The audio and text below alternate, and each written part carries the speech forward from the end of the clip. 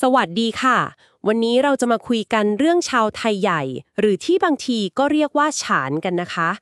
จากข้อมูลที่เราได้รวบรวมมามีหลายแง่มุมเลยค่ะทั้งประวัติศาสตร์ชาติพันธุ์สังคมวัฒนธรรมครับเป็นกลุ่มชาติพันธุ์ที่น่าสนใจมากครับมีประวัติศาสตร์ยาวนานแล้วก็อาศัยอยู่ในหลายประเทศเลยทั้งพม่าจีนไทยอินเดียลาวซึ่งข้อมูลที่เราจะคุยกันวันนี้เนี่ยผมว่ามันเผยให้เห็นอะไรหลายอย่างเลยครับค่ะเริ่มจากเรื่องชื่อเรียกง่ายๆก่อนเลยนะคะชาวไทยใหญ่เขาเรียกตัวเองว่าไทยหรือไตใช่ไหมคะใช่ครับก็เหมือนกับกลุ่มอื่นๆที่พูดภาษาตระกูลไทยนั่นแหละครับแต่ที่น่าสนใจคือคนข้างนอกเรียกไม่เหมือนกันอย่างพม่าเรียกฉาน ครับผมส่วนจีนนี่ก็เคยเรียกหลายชื่อเลยนะมีป่ายยี่ที่แปลว่าพวกเสื้อขาวหรือจินฉือพวกฟันทองก็มี แล้วคำว่าฉานนี่เขาว่าอาจจะมาจากคำว่าสยามด้วยซ้ำเหรอคะก็มีแนวคิดแบบนั้นครับ คือมันเชื่อมโยงกันไปมาซับซ้อนอยู่เหมือนกัน อืมแล้วในกลุ่มไทยใหญ่เองก็ไม่ได้เป็นเนื้อเดียวกันทั้งหมดใช่ไหมคะไม่ใช่ครับ ไม่ใช่เลย มีกลุ่มย่อยอีกเยอะ อย่างเช่น ไทยใหญ่เหนือในจีนกับไทยใหญ่ใต้ในพม่า อันนี้ก็จะต่างกันแล้ว วัฒนธรรม การแต่งกาย ภาษาถิ่นก็อาจจะได้รับอิทธิพลจากจีนหรือจากพม่าต่างกันไป อ๋อค่ะแล้วก็ยังมีการเรียกชื่อตามเมืองที่อยู่ด้วยนะครับ เช่น ไทยใหญ่มาว ไทยใหญ่แสนหวีอะไรแบบนี้ มันสะท้อนความผูกพันกับท้องถิ่นของเขา ฟังดูซับซ้อนตั้งแต่เรื่องชื่อเลยนะคะเนี่ยแล้วพอมาดูประวัติศาสตร์ก็ยิ่งซับซ้อนไปอีกหรือเปล่าคะเรื่องตำนานต่างๆเมืองมาวเมืองปงโดยเฉพาะอาณาจักรน่านเจ้าที่เคยได้ยินบ่อยๆว่าเป็นของชาวไทยครับประเด็นน่านเจ้านี่สำคัญมากเลยครับคือความเชื่อเดิมๆเนี่ยก็มองว่าเป็นอาณาจักรของไทยค่ะแต่ว่าหลักฐานจากนักวิชาการรุ่นหลังๆอย่างเช่นแบ็คคัสเนี่ยเขาชี้ไปอีกทางนะครับเขาพบว่าผู้ปกครองน่านเจ้าน่าจะพูดภาษาตระกูลทิเบตพม่ามากกว่าอ้าวเหรอคะ ครับน่าจะเป็นกลุ่มที่เรียกว่าโลโลซึ่งก็ต่างจากชาวไทยดูจากระบบการตั้งชื่ออะไรพวกเนี้ยมันไม่ใช่แบบไทยอะนะครับการค้นพบนี้ก็ถือว่าเปลี่ยนมุมมองไปพอสมควรเลย โหถ้าไม่ใช่ของชาวไทยจริงๆนี่ก็ถือว่าเปลี่ยนความเข้าใจเดิมๆไปเยอะเลยนะคะแล้วเรื่องชาติพันธุ์ล่ะคะดูเหมือนจะซับซ้อนไม่แพ้กันเลยถูกต้องเลยครับ เรื่องชาติพันธุ์นี่น่าสนใจมาก มีงานศึกษาชิ้นสำคัญของเอ็ดมันด์ลีช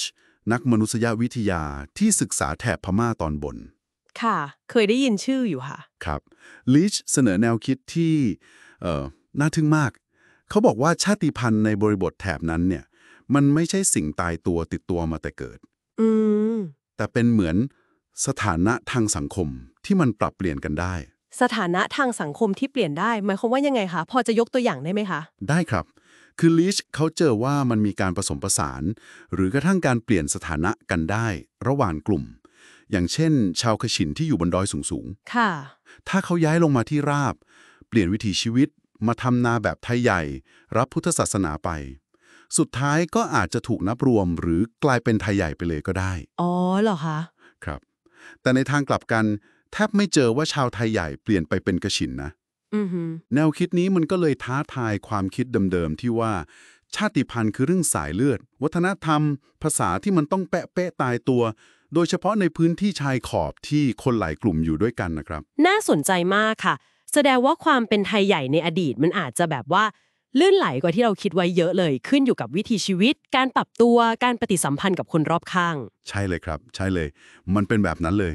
สะท้อนพลวัตของผู้คนในแถบนั้นจริงๆ ความคิดเรื่องชาติพันธุ์ที่มันนิ่งๆแข็งๆอาจจะอธิบายความจริงตรงนั้นได้ไม่ดีพอ แล้วแนวคิดเรื่องความลื่นไหลแบบเนี้ยมันเชื่อมโยงกับที่เราเห็นชาวไทยใหญ่อยู่กระจัดกระจายในหลายประเทศปัจจุบันไหมคะเชื่อมโยงกันได้ดีเลยครับ เพราะปัจจุบันเราก็จะเจอชาวไทยใหญ่ในพื้นที่กว้างมาก ตั้งแต่โน่นเลย รัฐอัสสัมในอินเดีย พวกไทยอาหมไทยคำตี ค่ะแล้วก็ประชากรหลักในรัฐฉานของพม่า กลุ่มต่างๆในยูนานของจีน ชุมชนในภาคเหนือของไทยเรา แล้วก็ลาวด้วย การกระจายตัวข้ามพรมแดนรัฐสมัยใหม่แบบนี้ มันยิ่งตอกย้ำว่าเส้นแบ่งทางการเมืองกับวัฒนธรรมมันไม่ได้ตรงกันเป๊ะ จริงด้วยค่ะแล้วเขาก็ยังติดต่อสัมพันธ์กับกลุ่มอื่นๆรอบข้างอยู่ตลอด ส่วนใหญ่วิถีชีวิตก็ยังผูกพันกับการทำเกษตร ทำนาในที่ราบลุ่ม หุบเขา แล้วก็นับถือศาสนาพุทธเป็นหลักครับ ถ้าพูดถึงการข้ามพรมแดนมาดูในไทยกันบ้างนะคะ เห็นว่ามีชาวไทยใหญ่เข้ามาเยอะเหมือนกันโดยเฉพาะแถบแม่ฮ่องสอนเชียงใหม่เชียงรายใช่ครับ มีเข้ามาหลายระลอกหลายเหตุผล ทั้งมาทำงานตามฤดูกาลค้าขาย หรือบางส่วนก็ลี้ภัยความไม่สงบในรัฐฉานเข้ามาค่ะโดยเฉพาะที่แม่ฮ่องสอนนี่ประวัติศาสตร์ยาวนานเป็น100 ปีเลยนะครับ ประมาณ150 ปีได้ ชาวไทยใหญ่เข้ามาบุกเบิกพื้นที่ทำไร่ทำไหมจนตั้งเป็นชุมชนถาวร แล้วก็มีบทบาทสำคัญในการตั้งเมืองแม่ฮ่องสอนด้วย เจ้าเมืองคนแรกเลยพญาสิงหนาถราชา หรือชานึกกะเลก็เป็นชาวไทยใหญ่ครับโอ้โหอยู่มานานขนาดนั้นเลยนะคะแล้วการที่เขามาอยู่ในไทยนานๆแบบนี้เขายังรักษาวัฒนธรรมความผูกพันกับบ้านเกิดในรัฐฉานไว้ได้ยังไงคะมันมีการสร้างอัตลักษณ์อะไรขึ้นมาใหม่ในบริบทของไทยด้วยหรือเปล่าคะประเด็นนี้น่าสนใจครับ มีงานศึกษาที่ชี้ว่า แม้จะอยู่ในสังคมไทยแล้วเนี่ยเขาก็มีการสร้างหรือปรับเปลี่ยนสำนึกทางชาติพันธุ์ให้เข้ากับบริบทปัจจุบันอาจจะผ่านการรวมกลุ่มทำกิจกรรมทางวัฒนธรรม หรือพิธีกรรมบางอย่าง อย่างเช่น การไหว้ครูหมอไตอะไรแบบนี้ครับ ที่มันช่วยเสริมสร้างความเป็นกลุ่มก้อน ความผูกพันอัตลักษณ์ร่วมกันขึ้นมาใหม่ฟังทั้งหมดนี้แล้วทำให้เห็นภาพชาวไทยใหญ่ที่มีหลายมิติมากๆเลยนะคะไม่ใช่แค่กลุ่มคนกลุ่มเดียวภายใต้ชื่อเดียวแต่มีความหลากหลายทั้งในมีประวัติศาสตร์ที่ซับซ้อนผูกพันกับการเมืองในภูมิภาคแล้วก็มีการปรับตัวผสมผสานวัฒนธรรมกับเพื่อนบ้านมาตลอดชัดเจนเลยครับความเป็นไทยใหญ่มันไม่ได้หยุดนิ่งตายตัวเลยมันมีการเคลื่อนไหวปรับเปลี่ยนสร้างอัตลักษณ์ของตัวเองอยู่ตลอดเวลาในบริบทที่แตกต่างกันไปตั้งแต่อดีตที่สัมพันธ์กับอาณาจักรโบราณจนถึงปัจจุบันที่อยู่ภายใต้รัฐชาติสมัยใหม่ที่ต่างกันไปและนี่ก็อาจจะเป็นคำถามทิ้งท้ายให้เรากลับไปคิดกันต่อนะคะว่าในโลกที่เส้นแบ่งเขตแดนทางการเมืองมันอาจจะไม่ได้ขีดตรงกับพรมแดนทางวัฒนธรรมเสมอไป